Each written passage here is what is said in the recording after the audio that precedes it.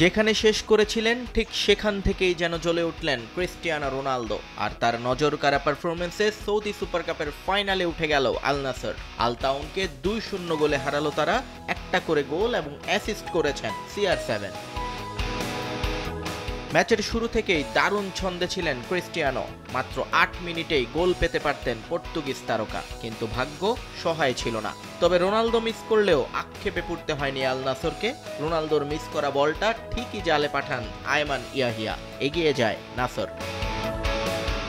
এরপর পুরো প্রথমার্ধে আর কোনো গোল পায়নি আল নাসর কিংবা তাউন। আক্রমণ আর পাল্টা আক্রমণে চলতে থাকে ম্যাচ, কিন্তু ক্লিন চান্স বলতে যা বোঝায় সেটা তৈরি করতে পারেননি কেউ। শেষ পর্যন্ত বিরতি থেকে ফিরতেই আবারও দৃশ্যপটে হাজির হন ক্রিস্টিয়ানো রোনালদো। 57তম মিনিটে আল নাসরের হয়ে ব্যবধান দ্বিগুণ করেন এই সুপারস্টার। দারুণ এক কাটব্যাক থেকে বল রোনালদোর দিকে বাড়ান সুলতান আল ঘানাম। এই সুযোগ আর মিস করেননি CR7। ডান পায়ের শটে বলকে জালে পাঠিয়ে আনন্দে ভাসান নাসর ডাগআউটকে। অর্ধেক পাউডারে দ্বিগুণ উজ্জ্বলতা। নতুন রিন অ্যাডভান্সড অর্ধেক পাউডারে দ্বিগুণ উজ্জ্বলতা।